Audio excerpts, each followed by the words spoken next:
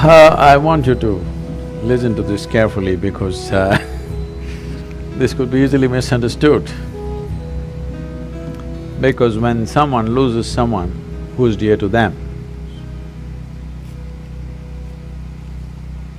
it's like a piece of their life has been taken away and it goes through various processes of grief, loss, cherishing many things that they were, variety of things. Not all of it can be articulated. But at the same time, we are not the first people to be born on this planet, nor are we going to be the first to die on this planet. In our lives, whether we are going to get educated or not, we don't know when we are born. Whether we are going to get married or not, we do not know. Whether we are going to bear children or not, we do not know. Whether we are going to do this, that and so many things in the world or not, we do not know. But we know one thing, that we are going to die. Yes or no? That's one certainty, isn't it? Though it is such an obvious thing, we are not able to come to terms with it.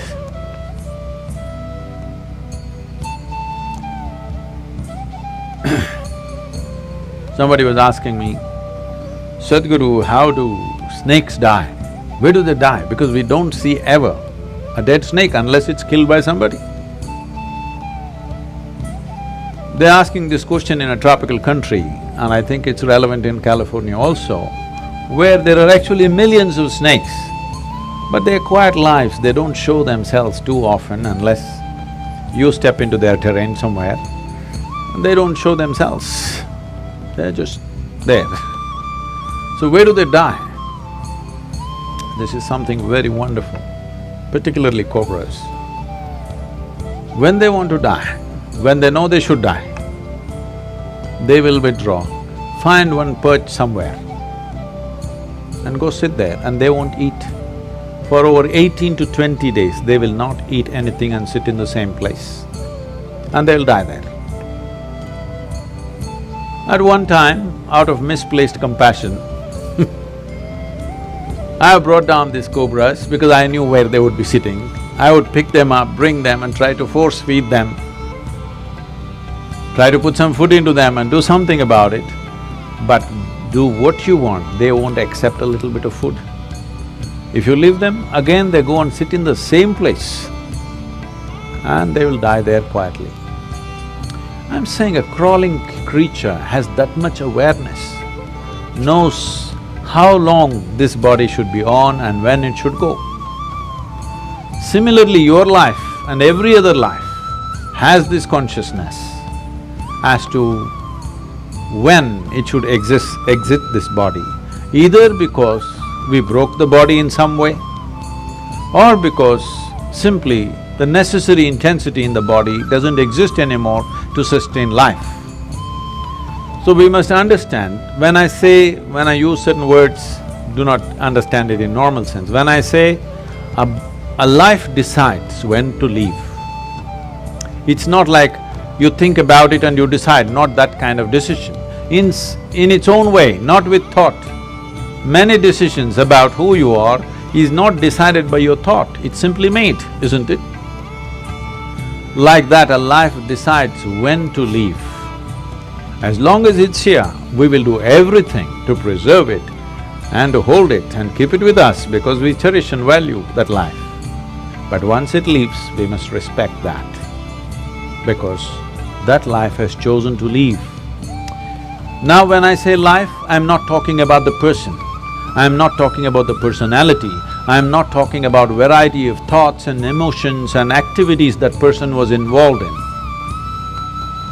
You as a person never want to leave because you want to be an endless psychological drama. But life wants to leave at a certain time. Whether you like it, you don't like it, life wants to leave because it doesn't want to be trapped in the physical form that you have gathered forever. It doesn't want. It enjoys the physical form only to a certain length of time. After that, even if everything is well, many lives leave. You will see this particularly in India. Yogis will decide when to leave. When they're very healthy and well, they sit down and they leave.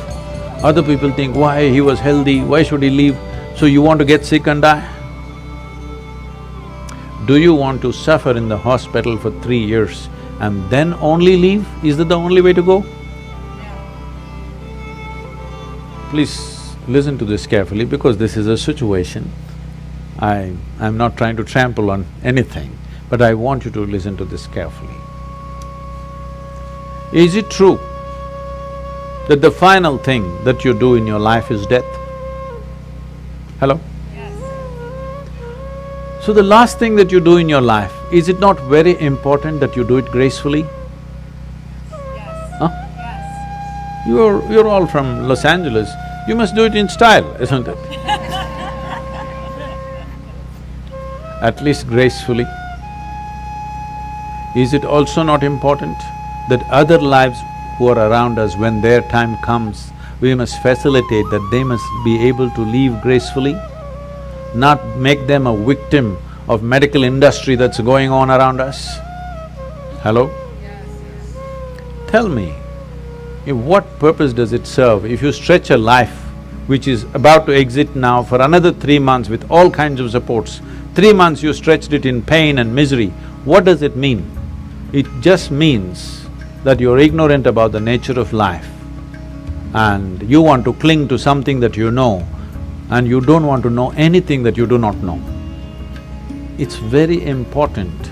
We know the person, we know this person and this person and this person, that's fine. We've enjoyed their personalities, but you have not touched the nature of their life. Because unless you touch the nature of your life, you cannot touch the nature of another life. So the most important thing we need to do is, we don't have to talk about death, prepare for death, nothing is needed. What we need to do is, beyond this body, which we have gathered, which you agreed with me that you accumulated this, beyond this mind, which is also an accumulation of impressions and information, beyond your accumulations, if you sit here right now and experience the life that you are, you will have absolutely no issue with any aspect of life, which includes death. Death is not another thing. Death is an ongoing thing. Right now, all of us are dying slowly. One day it'll be complete. You think it's going to suddenly happen one day? It is already on, isn't it? Hello? Yes, Is it not on? It is on in every one of us. Should we not conduct this process? See, you can call this right now, I can say I'm living. Another way of saying it is, I'm dying. I'm dying right now. We want to stretch it as much as we can, but to know this experientially, not trying to figure this intellectually is most important, because intellectually if you figure, you will always be one against the other, because this is the nature of intellect, that intellect cannot perceive anything without creating two. So you have created life and death. There's no such thing as life and death. Life and death is one package, isn't it? Hello? yes. It's one package. As we are living, as we are also dying right now. The question is how gracefully you do it. If you learn to do this moment absolutely gracefully, you will also conduct that moment absolutely gracefully. That is not a different kind of moment, that's the same moment. In the yogic science, it goes like this. Every inhalation you are born, every exhalation you die. When you were born as a little infant, the first thing that you did was inhalation, isn't it? What do you think is the last thing you will do? Exhalation, isn't it? Right now when you sit here, inhalation, exhalation, inhalation, exhalation, inhalation, exhalation, next inhalation did not happen, and suddenly a big man is gone, poof. Yes or no? That's how fragile it is. I want you to see this. Every moment it's happening. If this exhalation which went out, if it doesn't come back, this one is gone. How many things a man can do? But at the same time, just see how fragile this is. This is… you're yo-yoing with your life every moment. If you don't know how to pull it back, it will go away.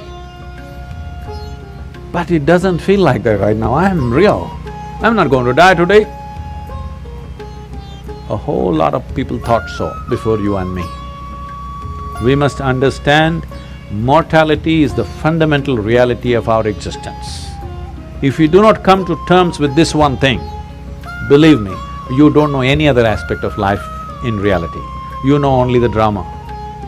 Because this is the most fundamental nature of our existence, that we are mortal. When we are born, it is declared that we are going to die, isn't it? How long is the only question. I bless you with a very long life. Thank you very much for being here.